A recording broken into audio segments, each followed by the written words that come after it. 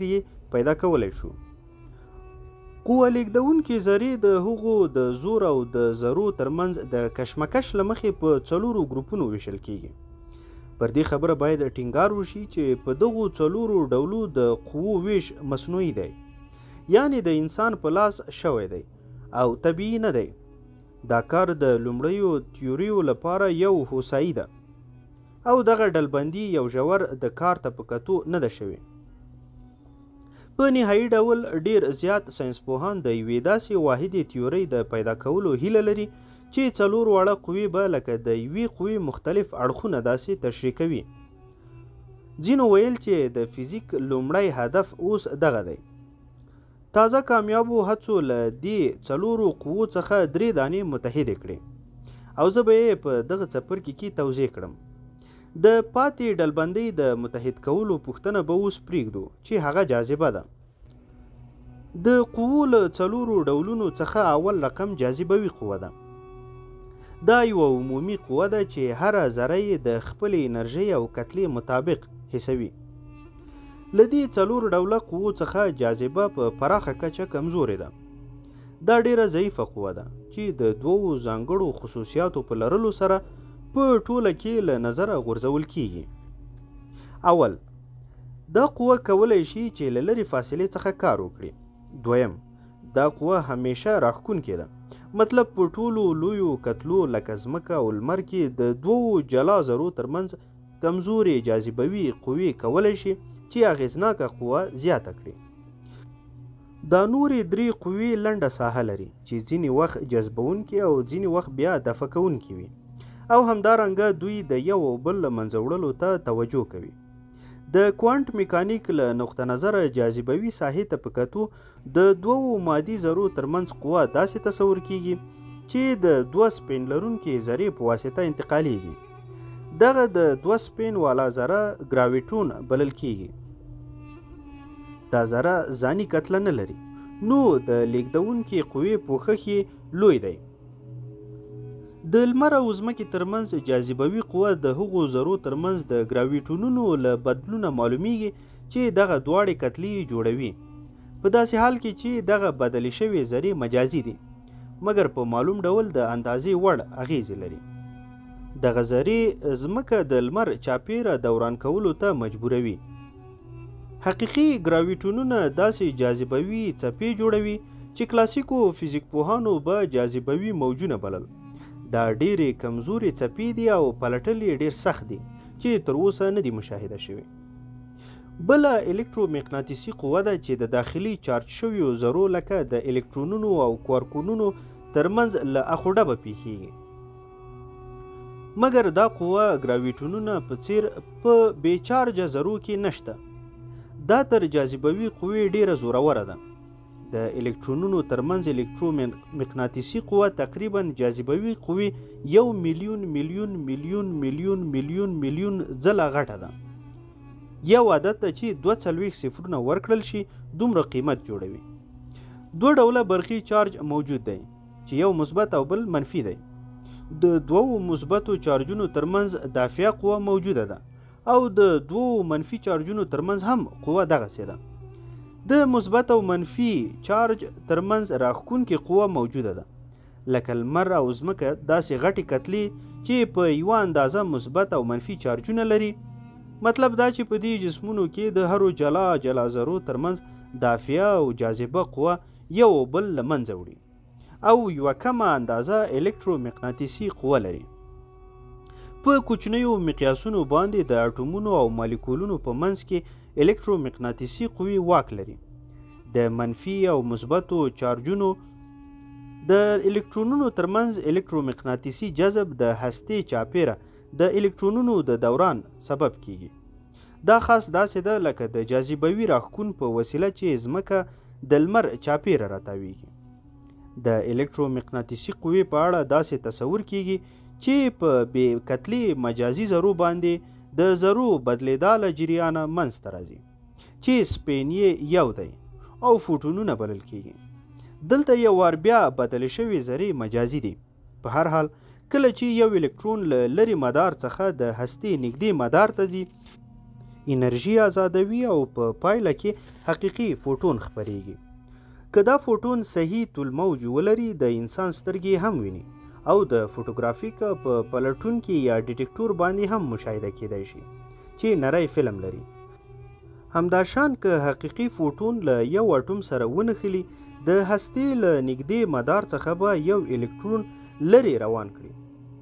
دا د فوټون انرژي لوړوي چې په نتیجه کې جذبیږي. دریم ډول قوې ته کمزورې هستوي قوې وایي. دغه قوې وړاندیز فعالیت منځته راوړي او پر ټولو مادي ذرو باندې عمل کوي چې سپینونه یې 1 او 2 وي، مګر په هغو ذرو باندې عمل نه کوي چې 0 1 او 2 سپینونه لري لکه فوټونونه او ګراویټونونه. دغه قوې تر 1980 کال پورې ښې نه وې پیژندل شوې. په دغه کال د لندن په امپریال کالج کې عبدالسلام او هارورډ کې سټیون وینبرګ د دې قوو او الکترومقناطیسي قوو انفعالات یو ځای کړل او یوه واحده تیوري یې وړاندې کړه، خاص لکه 100 کاله مخکې چې ماکسویل برق او مقناطیس سره یو ځای کړل. دوی وړاندیز وکړ چې له فوټون سره سره د یو سپین لرونکي 3 نورې ذرې هم شته چې په ټولیز ډول لکه د بوزونونو لوی ویکټورونه داسې دي چې کمزوري قوه انتقالوي. دغه ذرې W پلس W ماینس Z ناٹ تلفظ کیږي. دې هرې ذرې شاوخوا 100 ګیګا الکترون ولټه انرژي لرله. 1 ګیګا الکترون ولټ انرژي 1000 میلیونه الکترون ولټه ده. د واینبرګ سلام تیوري د اختیاري هم ډوله ماتېدنې په نوم مشهوره مشخصه راښيي. د دې مفهوم دا دی چې په دې کې موږ ته داسې ښکاري چې یو شمېر بېلابېلې ذرې موجودې دي، مګر دا په مختلفو وضعیتونو کې د لږو انرژیو په لرلو سره یو ډول ذرې دي. دغه ذرې په لوړو انرژیو کې یو ډول خاصیت لري او سره ورته کیږي. دا عین داسې خاصیت دی لکه د رولټ توپ. د لوړې انرژۍ په لرلو سره کله چې ویل تیز تاویږي توپ یو شان خاصیت خپلوي او پسې تاویږي، مګر کله چې ویل ورو حرکت کوي د توپ انرژي کمیږي او بالاخره توپ له 20 چولو څخه په یو کې سقوط کوي. یا په بله وینا د کمی انرژۍ په لرلو سره توپ په 20 مختلفو حالتو کې راڅرګندیږي. که مو د نورو دلایلو لپاره په کمه انرژۍ کې توپ مشاهده کړی وي، داسې فکر به مو کړی وي چې هلته توپ 20 مختلف ډولونه شته. له دې مثال څخه هدف دا دی چې پورته 3 یادې شوې ذرې په لوړه انرژي کې هم ډوله کیږي، خو د انرژي په کمیدو سره بدلې ښکاري. د وینبرګ او سلام په تیوري کې تر 100 ګیګا الکترون ولټ په زیاته انرژي سره د فوټون په ګډون 3 نویو ذرو یو ډول خاصیت لري، مګر په کمه ذروي انرژي سره چې دا ډیری وخت په نورمال وضعیت کې واقع کیږي، د ذرو ترمنځ دغه هم ډولي ماتیږي. د WWE او کتله که غټه شي او کومه قوه چې دوی انتقالوي ډیره کوچنۍ پوښښ به ولري. هغه وخت چې سلام او وینبرګ خپله تیوري وړاندې کړه، کمو خلکو باور پرې وکړ او د ذرو تیزونکي پارټیکل اکسلریټر کافي زورور نه و چې د حقیقي او ذرو د تولید لپاره انرژي تر 100 ګیګا الکترون ولټ پورې ورسوي. د 10 کلونو په اوږدو کې چې د تیوري نورې وړاندوینې په تجربو سره د لږو انرژیو له وړاندوینو سره موافقې شوې، نو په 1990 کال سلام او وینبرګ ته په فزیک کې د نوبل جایزې ورکړل شوې. له دوی سره یو ځای شیلډن ګراشو ته هم دغه جایزه ورکړل شوه. هغه هم خاص دغه ډول د الکترومقناطیس او کمزوري هستوي قوې متحدې تیورۍ وړاندې کړې. سیرن یوروپین سنټر فار نیوکلیر ریسرچ څېړنځای چې په 1983 کال یې د فوټون 3 لوی ملګري ذرې له ټولو مشخصاتو سره کشف کړي. د نوبل جایزې کمیټې پر کار سترګې پټې کړي او په دې غلطي کولو سره د نوبل کمیټه خجله شوه. کارلو ریبا چې د دې ټیم مشري کوله او شاوخوا 100 فزیک پوهانې رهبري کول، بیا یې په 1984 کال د نوبل جایزه ترلاسه کړه. له دوی سره یو ځای سیمون وان ډیر ته هم دا جایزه ورکړل شوه. سیمون د دې څېړنځای انجینر و چې د مادې ضد انټي ماټر د ذخیره کولو سیستم یې جوړ کړی و. په تجربوي فزیک کې دا ډیره سخته ده چې یو دغسې شی جوړ شي، مګر په دې ورځو کې تاسې د دې ډول کار په سر کې یاست. څلورم ډوله قوه زوروره هستوي قوه ده چې په نیوټرونونو او پروټونونو کې کوارکونو سره یوځای کوي او د اټوم په هسته کې پروټونونه او نیوټرونونه یوځای سره ساتي. باور داسې دی چې دغه قول د بل یو سپین لرونکي ذرې په وسیله انتقالیږي چې ګلوان یې بولي. دغه ذره له ځان او کوارکونو سره نښتي یا داخلي انفعالات کوي. زوروره هستوي قوه د کنفاینمنت په نوم یو عجب خاصیت لري چې ذرې همیشه په یو بیرنګه ترکیب کې سره یوځای کوي. څوک نشي کولی چې یو جلا کوارک په خپل رنګ کې ولري، ځکه دا به یو رنګ سور، زرغون یا آبي لري. د دې پر ځای باید د ګلوان یو سټرینج په وسیله یو سور رنګه کوارک له یو آبي او بل زرغون کوارک سره یوځای شي. سور، زرغون، آبي یا سپین.